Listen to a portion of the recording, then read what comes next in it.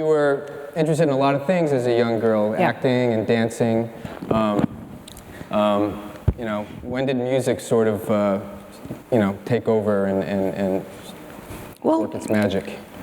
I was very blessed to have my mom, my dad, and my Uncle Jack, because they were all music fans.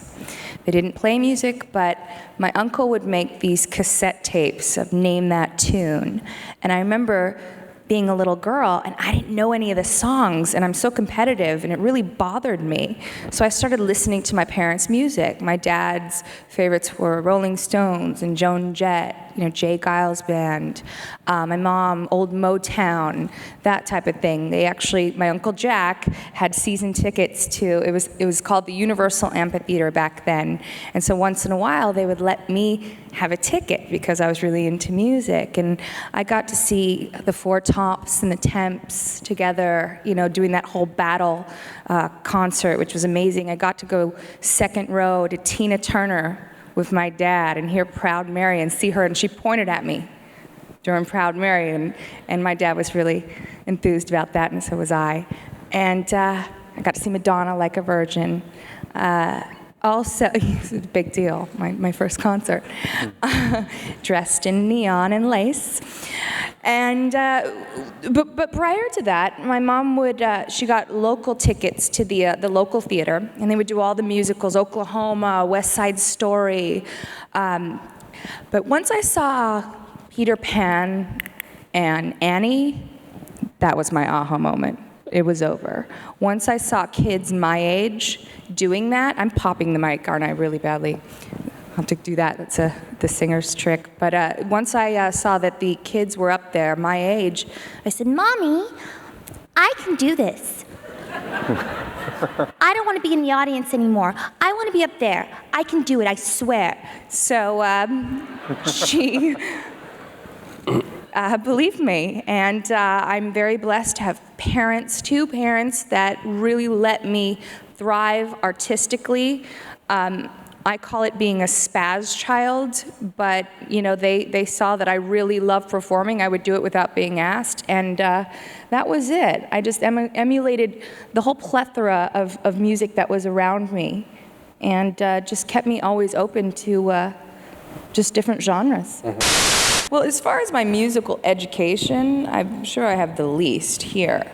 For me, it's just watching and being a sponge and knowing what I like. Although, I did get good grades. Both my parents were teachers, but that was mostly so I could go to parties on the weekend. I got a record deal at 18 and moved to Hollywood, and there it was. I thought it was all going to happen. It was there, and I was in a group called Wild Orchid, a group I was, which you played on some of our songs, group that I was in since I was 15 years old, and so moved out to Hollywood. But I remember driving out sometimes to rehearse with them. They lived in the Valley, and in Granada Hills, and I would drive out there first with my mom when I didn't have a car, and then when I got my car, I thought I was a real badass, and it was a 5.0 Mustang convertible. So I'm a California girl, so I wanted to get tan while I was driving in the traffic after school. So picture this, my hair in a bun on top of my head, so I could lean back, because I thought I was real chola too.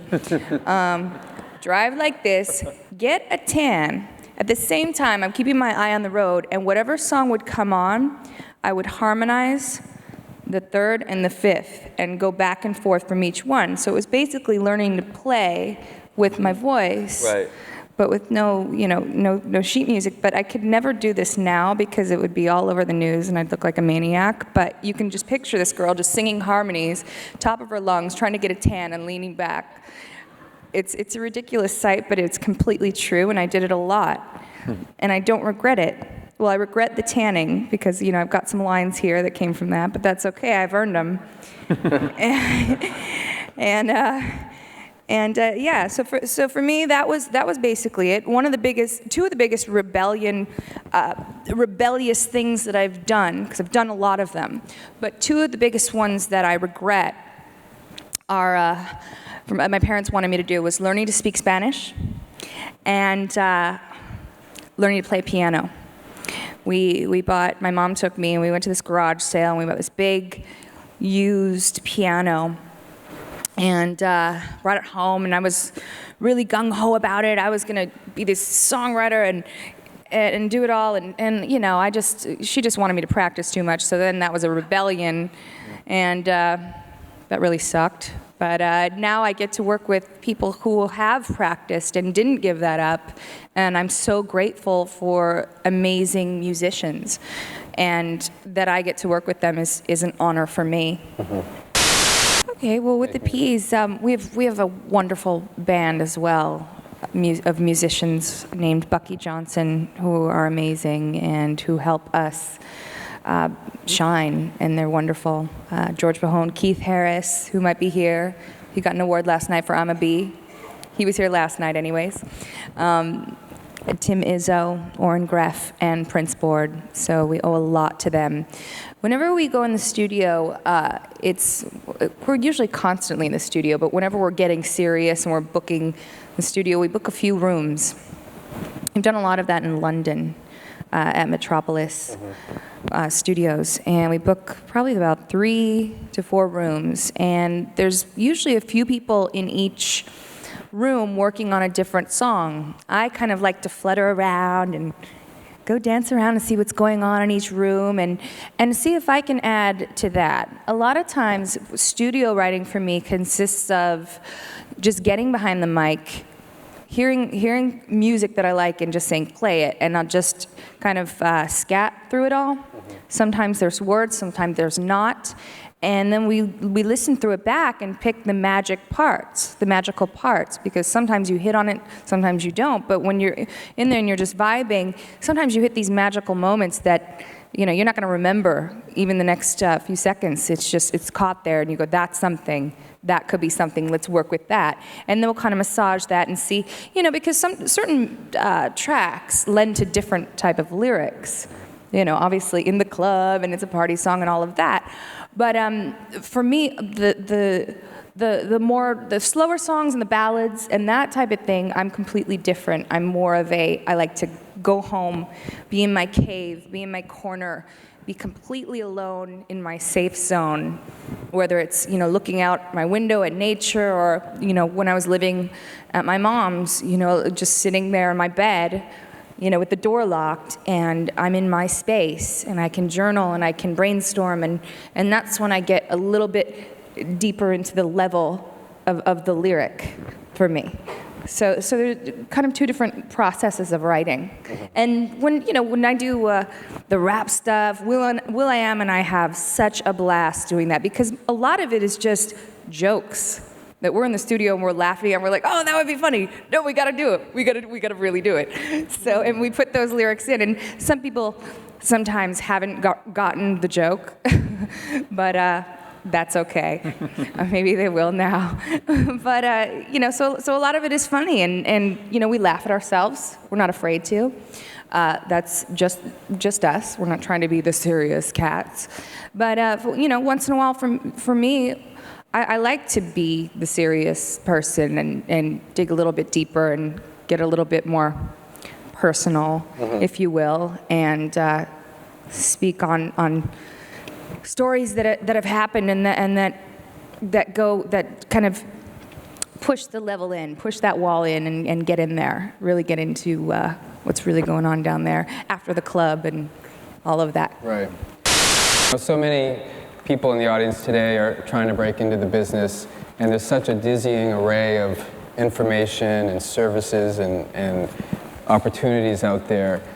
And what words of advice would you guys give to emerging artists in terms of what is important to focus on when you have all this stuff, you know, that you want to do, that you feel like you can do?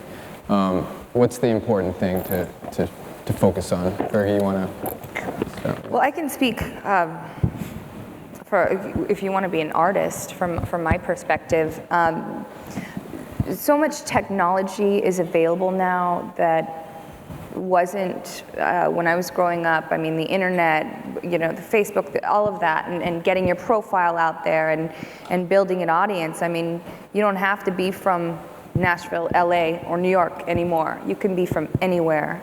And just using those tools, I mean, I'm still learning, but utilizing those tools, I mean, it's such a wonderful thing that what people can spread and how you can build your profile, everything, and just get that whole package together. As far as songwriting, dig deep and be rigorously honest with yourself. I mean, people can see through things, and they can see when you're not being truthful to yourself. So don't be afraid. It's therapy. Don't be afraid to dig deep and pour that out into the paper. And if you're a musician, play that like Jimi Hendrix. Don't be afraid to make weird mouth things or faces or anything like that. Play from your heart. People can feel that. I can feel it. I love it. And that's all I can really give. And I just feel blessed to be on this panel. So. Thank you.